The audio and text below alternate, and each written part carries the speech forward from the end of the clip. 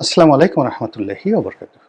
সম্মানিত দর্শক, নির্বাচন নিয়ে বিএনপির আতঙ্ক তুঙ্গে। এই আতঙ্ক বিএনপিকে প্রতিটা মুহূর্তে অস্থির করে তুলছে। বিএনপির খাওয়া দাওয়া ঘুম সব হারাম করে ফেলছে। কারণটা কি? কারণটা হলো যে বিএনপি আশা আকাঙ্ক্ষা, এমপি হওয়া, মন্ত্রী হওয়া, প্রধানমন্ত্রী হওয়া, দেশ চালানো, ক্ষমতা লাভ করা, এই জায়গাগুলোতে তারা এক্সট্রিম পর্যায়ে রয়েছে। বিএনপি প্রতিষ্ঠিত হওয়ার পর কখনোই এতটা নিশ্চিত আত্মবিশ্বাস বিএনপির কখনো ছিল না। যেভাবে গত ১৭টি মাস ধরে তারা স্বপ্ন দেখছে যে একটা ভোট হওয়া মাত্রই তারা ক্ষমতায় চলে আসবে, এবং এইরকম পরিবেশ এবং পরিস্থিতি যখন হয়, যে ধরুন আপনি একজন পুরুষ, বিবাহ উপযুক্ত পুরুষ, পৃথিবীর সবচেয়ে কমনীয় কোনো রমণী, যেমন ধরুন এই মুহূর্তে যদি আপনি সুইডেনের রাজকুমারীর কথা চিন্তা করেন, অসাধারণ সুন্দরী,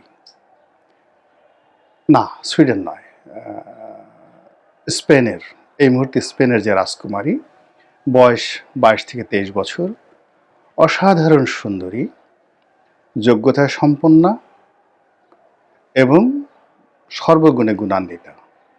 তিনি মিলিটারি অফিসার, তিনি সোশ্যাল ওয়ার্কার, পৃথিবীর সবচেয়ে আধুনিক শিক্ষায় শিক্ষিত, প্রচণ্ড মেধাবী এবং অপরূপ রূপবতী রাজকন্যা, স্পেনের রাজকন্যা, দেখে নিন। তো কোনো কারণে একটা প্রস্তাব হলো আপনার সঙ্গে সেই রাজকন্যার বিয়ে হবে। আপনি অজপাড়াগাঁয়ের বাংলাদেশের কোনো এক গ্রামের সন্তান, কোনো জিন, ভূত অথবা কোনো কেউ অশরীরী আত্মা আপনাকে স্পেনে নিয়ে গেছে। স্পেনে নিয়ে আপনাদের বিয়ে পড়ানো হবে। আপনি চেয়ারে বসে আছেন, আর অন্যদিকে রাজকুমারী বসে আছে।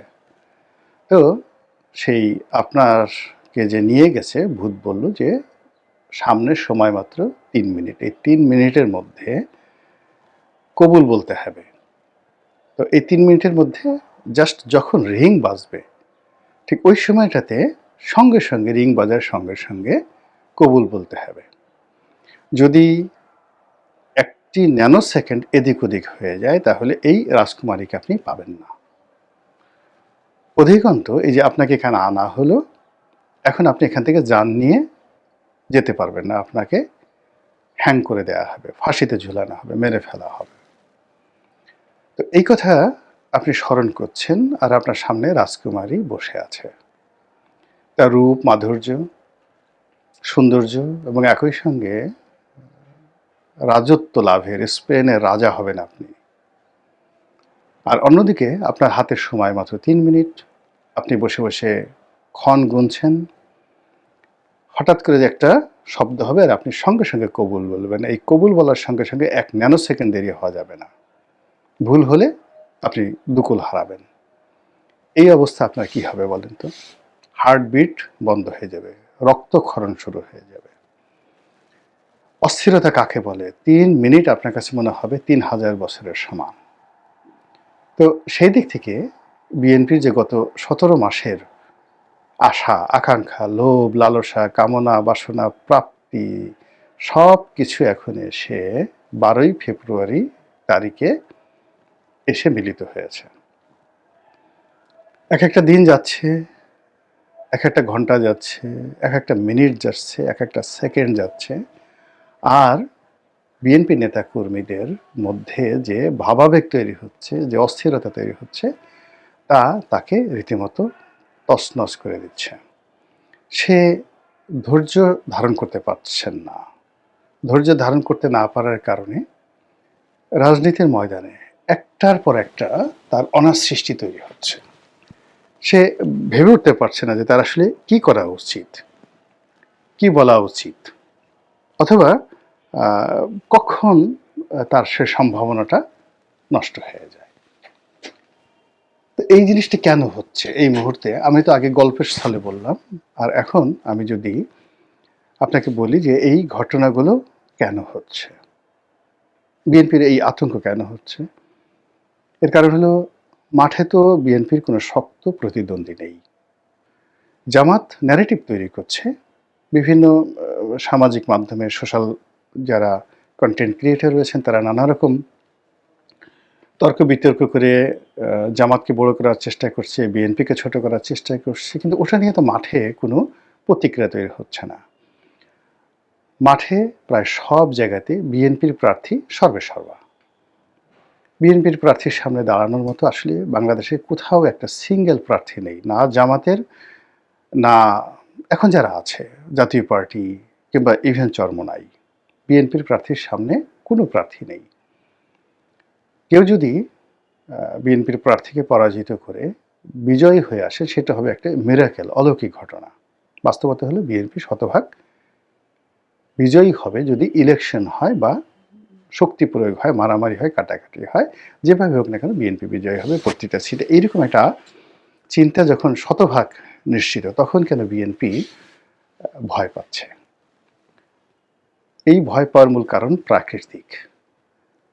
মহান আল্লাহ রাব্বুল আলামিন আমাদেরকে যে তৈরি করেছেন, তৈরি করার জন্য আপনি প্রথমত একটি মহাকর্ষণ শক্তি দিয়েছেন আল্লাহ। সেটা আসমানের অসংখ্য গ্রহ নক্ষত্র, তারকারাজি, বিভিন্ন গ্যালাক্সি, উল্কাপিণ্ড থেকে শুরু করে সবারই একটা আকর্ষণ আছে, শক্তি আছে। সেই শক্তি দিয়ে আমাদের মাথার উপরে সূর্য আমাদেরকে টানছে, চন্দ্র আমাদেরকে টানছে, তারকারাজি, বৃহস্পতি, শনি, ছায়াপথ, নক্ষত্র যা কিছু আছে, নীহারিকা, সবার একটা শক্তি আছে। ম্যাগনেটিক পাওয়ার আছে, এই পৃথিবীর সব কিছুকে তারা উপরের দিকে টানছে। এই যে আমরা বলি না শনির দশা, বৃহস্পতি, অমাবস্যা, পূর্ণিমা, এসবে কিন্তু মহাকর্ষণ শক্তি। আর এই মহাকর্ষণ শক্তি যেন আমাদেরকে উপরে টেনে নিতে না পারে, এজন্য নিচে মাটির সঙ্গে আমাদের একটা ম্যাগনেটিক রিলেশন রয়েছে, যেটাকে বলা হয় মাধ্যাকর্ষণ শক্তি। তো এই মাধ্যাকর্ষণ শক্তির কারণে আমরা পৃথিবীর সঙ্গে লেগে আছি। আচ্ছা, এরপরে আমরা যদি যাকে বলা হয় ডানে বামে হেলে না পড়ি, পড়ে না যাই, এজন্য বাতাস দিয়ে, চারিদিক থেকে বাতাস দিয়ে আমাদেরকে এমনভাবে চেপে রেখেছে আমাদের শরীরের প্রতি ইঞ্চি জায়গাতে। বিজ্ঞানের যারা ছাত্র তারা বলতে পারবেন বাতাসের চাপ কত কেজি। আপনার এই শরীরের উপরে যে পরিমাণ বাতাসের চাপ চারিদিক থেকে আপনাকে রাখছে, যার কারণে আপনি হেলে দুলে পড়ছেন না। এই যে একটা ব্যালেন্স, প্রকৃতির যে ব্যালেন্স, এই জন্য আপনি বেঁচে আছেন, এই জন্য আপনি হাসছেন, চলাফেরা করছেন, খাওয়া দাওয়া করছেন, সব কিছু করছেন। দ্বিতীয় হলো আপনার শরীরের মধ্যে একটা ম্যাগনেটিক পাওয়ার আছে। এই ম্যাগনেটিক পাওয়ারের কারণে আপনার একটি হাড় অন্য একটি হাড়ের সঙ্গে সংযুক্ত আছে। আপনার শরীরের মধ্যে একটা রসায়ন আছে, এখানে অসংখ্য রস তৈরি করে। চোখ মানে আপনার যে 5টা ইন্দ্রিয়, কান, নাক, সব জায়গাতেই চুলের গোড়া, পশমের গোড়া, সব জায়গাতে একটা করে কারখানা আছে। প্রত্যেকটা পশমের গোড়া একটা করে নিউক্লিয়াস আছে, একটা মেশিন আছে। ওখানে মানে একটা যন্ত্র চলছে। আপনার শরীরের মধ্যে হাজার হাজার কোটি কত যে যন্ত্র, কত যে নিউক্লিয়াস, কত যে অণু, পরমাণু, ইলেকট্রন, প্রোটন আছে, আপনি কল্পনাই করতে পারবেন না। তো এর মধ্যে যখনই ইমব্যালেন্সড হয়ে যায়, তখনই মানুষ মরে যায়, অসুস্থ হয়ে পড়ে, ঝরে পড়ে। এবার আসেন শরীরের বাইরে আমাদের সমাজ, রাষ্ট্র, রাজনীতি, অর্থনীতি, সব জায়গাতে একটা ভারসাম্য থাকে, সব জায়গাতে একটা মহাকর্ষণ, মাধ্যাকর্ষণ শক্তি থাকে, এবং সব জায়গায় বাতাসের তাপচাপ থাকে। এবং এখানে যখন কোনো একটা কিছুতে ঘাটতি হয়, নিয়ন্ত্রণহীনতা তৈরি হয়, তখনই সেটা ভয় তৈরি করে, আতঙ্ক তৈরি করে, এবং পতন মানে অনিবার্য হয়ে পড়ে। যেমন ধরুন আপনি একই মানুষ পদ্মার তীরে দাঁড়িয়ে আছেন, পদ্মার তীরে দাঁড়িয়ে আছেন, এবং যেখানে দাঁড়িয়ে আছেন তার ঠিক 1 ইঞ্চি পরেই ভাঙন হচ্ছে, প্রবল ভাঙন হচ্ছে, এবং আপনি নিচে তাকিয়ে দেখলেন যে প্রায় 200 ফিট নিচে, 200 ফিট নিচে প্রচণ্ড বেগে স্রোত, পদ্মার স্রোত বয়ে চলছে। আপনি কি সেখানে দাঁড়াতে পারবেন? কখনো দাঁড়াতে পারবেন না। কিংবা যেটিকে বলে এইজ, ইডি জেই, মানে প্রান্তসীমা।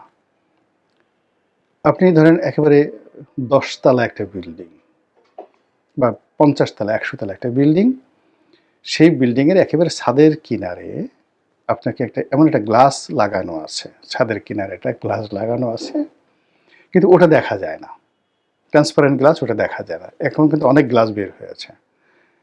তো আপনি যাতে পড়ে না যান, এই জন্য একটা গ্লাসের ওখানে ফ্রেম দেওয়া আছে, বুলেট প্রুফ, আপনি লাথি মারলেও যাবে না, কিন্তু গ্লাসটা দেখা যায় না।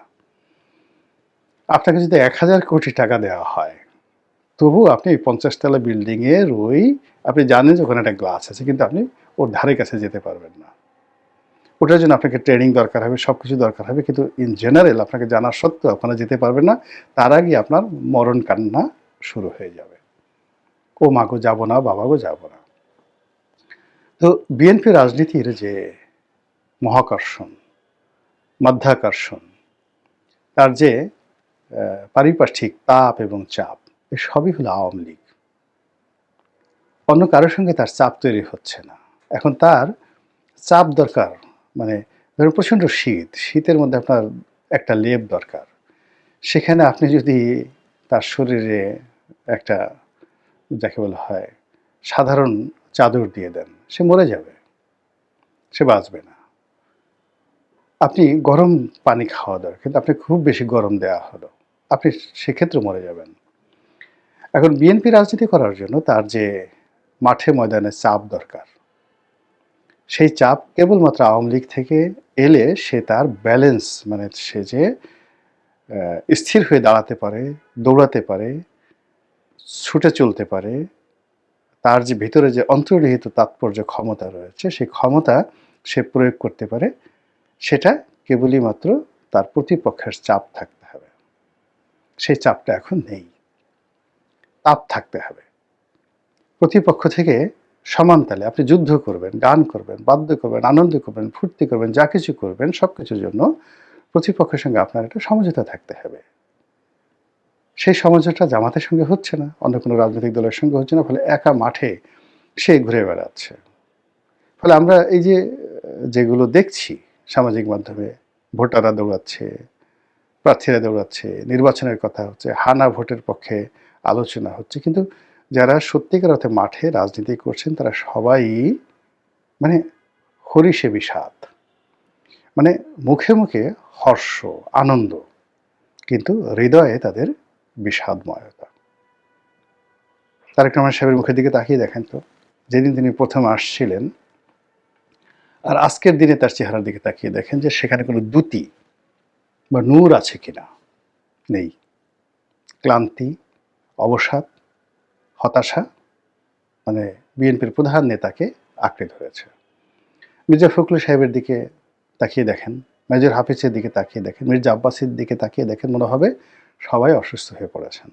এর কারণ হলো রাজনীতির ময়দানের যে তাপ চাপ সেটা নেই, বরং তারা চিন্তা করছে যে এই যে অবস্থা যদি কোনো কারণে ফসকে যায়, অপরচুনিটিটা নষ্ট হয়ে যায়, তাহলে ওই যে ৩ মিনিট সময় নিয়ে আপনাকে মানে স্পেনের রাজকুমারীর সাথে বিয়ে দেওয়ার জন্য যে আলাদিনের দৈত্য আপনাকে নিয়ে গেছে, বা ইবলিস আপনাকে নিয়ে গেছে, বা ধরুন কোনো ভূত প্রেত আপনাকে নিয়ে গেছে, ওই জায়গাতে গিয়ে আপনি যে বিপদে পড়েছেন, এখন এই প্রান্তিক সময় এসে, নির্বাচনের একেবারে শেষ প্রান্তে এসে বিএনপি ভাবছে যদি হয় ভালো, কিন্তু যদি না হয় তাহলে কি হবে? এই যে ১৭ মাসে যা করেছি, এগুলো হজম করবো কি করে? যাব কই?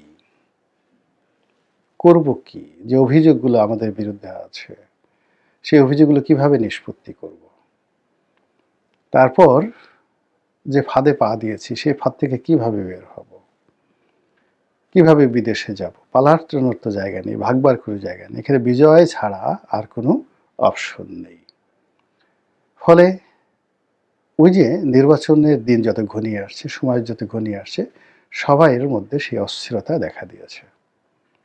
আর যেখানে আপনি অপোজিট সাইড কি আছে, মানে আপনি আয়নার দিকে তাকালেন, শুধু নিজেকে দেখতে পাচ্ছেন, বিএনপিও শুধুমাত্র নিজেকে দেখতে পাচ্ছে, কিন্তু আয়নার ওপরে যে জামাত আছে, সেটা বিএনপি মূল্যায়ন করতে পারছে না, আন্দাজ করতে পারছে না। ফলে ওই অংশটিকে, পর্দার অন্তরালের যে অংশটিকে তার কাছে অন্ধকার মনে হচ্ছে। আর অন্ধকার সম্পর্কে মানুষের সন্দেহ থাকে, ভয় থাকে, আতঙ্ক থাকে। ফলে জামাত সম্পর্কে তার নানা রকম স্পেকুলেশন এই মুহূর্তে তার মনের মধ্যে তাকে ভীত সন্ত্রস্ত করে তুলছে। জামাত আদৌ সফল হবে কি হবে না, ভোট পাবে কি পাবে না, তারা ম্যাটিকুলাস কোনো ডিজাইনের পার্ট কি পার্ট না, তারা শেষ পর্যন্ত বিএনপির জন্য কতটা বিপত্তি কারণ হবে, তার চেয়ে বড় বিষয় হলো জামাতকে নিয়ে যে ভয় তৈরি হয়েছে এই ইমব্যালেন্সের কারণে। ওখানে যদি একটা শক্তিশালী পক্ষ থাকতো তাহলে এই অবস্থা তৈরি হতো না। ভিডিও শেষ পর্যায়ে চলে আসছি, আর কথা বাড়াবো না, শুধু একটা জিনিস বলবো যে আজকের এই যে আতঙ্ক ভয় সৃষ্টি হলো, এটা কেন? এই দায় কি বিএনপির নেই? বিএনপি কি দায় অস্বীকার করতে পারবে? গত ১৭টি মাস কার্যত দেশের স্টিয়ারিংটা তাদের হাতে ছিল, এখনো তাদের হাতে আছে। তো এই সময়টিতে অনেক বিষয় তাদের না বলা উচিত ছিল, অনেক বিষয়গুলোতে তাদের হা বলা উচিত ছিল, অনেকগুলো সিদ্ধান্তের ক্ষেত্রে তাদের দৃঢ়তা নিয়ে দাঁড়ানো উচিত ছিল, আর অনেকগুলো সিদ্ধান্ত প্রয়োগের ক্ষেত্রে তাদের বাধা হয়ে দাঁড়ানো দরকার ছিল। সেই কাজটি তারা করেনি। না করার কারণে এখন যুগান্তরের যে ঘূর্ণিপাক, সেই যুগান্তরের ঘূর্ণিপাকে তারা ঘুরে বেড়াচ্ছে। ভবিষ্যৎ সম্পর্কে আল্লাহ ভালো জানেন, আল্লাহ উত্তম ফয়সালাকারী। আসসালামু আলাইকুম রহমতুল্লাহি ওয়া বারাকাতুহু।